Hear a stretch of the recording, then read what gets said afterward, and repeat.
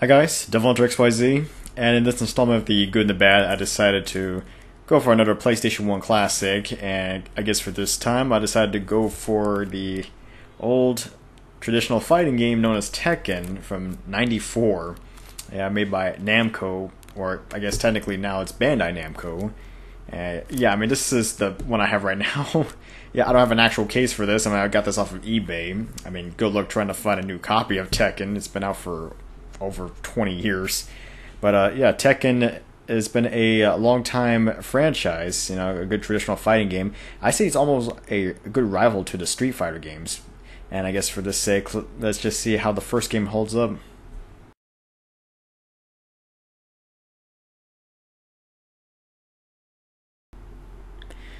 Well, for the good of Tekken, there are a few things that come to mind. I guess first one is the iconic cast of characters. I mean, you have like the Mishima clan, Heihachi and Kazuya, and you also have some fan favorites like Yoshimitsu, Nina Williams, Paul Phoenix King. Yeah, those have become iconic characters in the franchise. I mean, granted, they're not always the same characters, but that's kind of another story. But they still kind of set up a good iconic cast right there. Second is I say, easy, two-player games that you can set up. Since you're going for a arcade style, all you need to do is just plug in a second controller, press start at any time, and then you can join in on the fun. I remember doing a lot of two-player matches with some friends back in the day.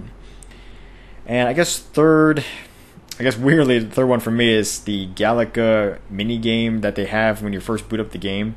While you're waiting for the actual Tekken game to load up, you can actually play a quick game of Galaga, trying to see if you can get like a good or a perfect score. I mean, there is a reward if you can get perfect scores in all 8 stages, although it's pretty tough. You can get your hands on Devil Kazuya, but it's pretty tough doing that. But it's still pretty fun having a throwback retro game in another game, so it's not bad.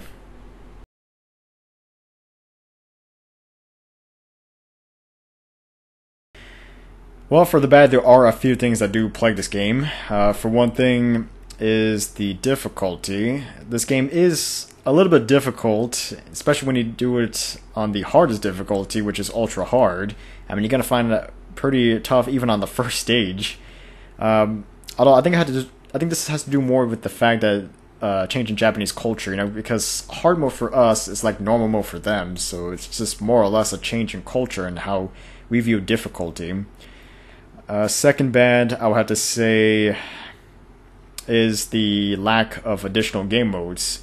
Besides the 1 and 2 player games, there really isn't anything else. There's no survival, no time attack, no team games. Yeah, I mean, it's really old school arcade. And for the third bad, I will have to give it to the controls. I mean, besides the fact it's a little bit on the stiff side, there really isn't any controls to tell you how to do moves for characters. I mean, there's no in-game manual or in-game instructions tell you how to do certain moves. I mean, I guess they assume that you have the instruction manual and then just read off of that. But I guess, like in my case, I don't have the instruction manual.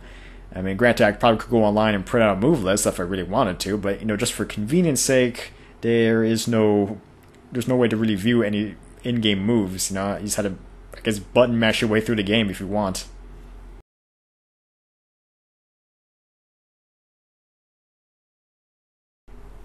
Well, for the improvements, there are a few things that really could have been done. Actually, there's a lot of things that could be done, but I guess for my opinion, I would say the best ones would be, first of all, iron out the controls, because honestly the controls are pretty stiff.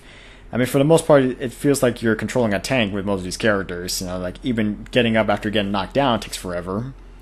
And I guess also probably adding in a practice mode would have helped. Not only you have an additional mode for the game, but also it gave you an opportunity to kind of go through moves with some of the characters, practice with certain techniques against other characters to kind of get a good strategy.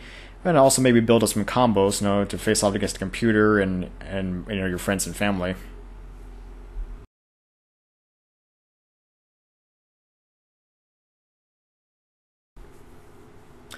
Well, overall, I say Tekken is one of those games that really hasn't aged too well.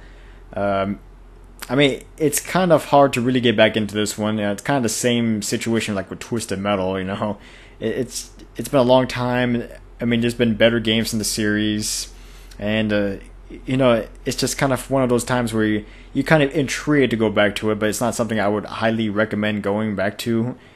I mean, most people usually who start in the Tekken series, they usually stick to like the current ones. Like right now, Tekken 6 or Tekken Tag Tournament 2, or I guess if you're lucky enough, maybe Tekken 7. That's if you're in Japan right now. But overall, I say Tekken is not a bad addition to the game. If you want to get a good collection going, but it's not something that's highly recommended to play, especially if you want to practice and kind of get up to speed with the current games. And with that, I would give Tekken a final score of a 4.5 out of 10. It's pretty old school, pretty retro. It's a little bit hard to control at times, but for the most part, it can be fun every now and then. It has to be one of those rare occasions where you have really nothing to do. Well, this is Devil Hunter XYZ, and until next time.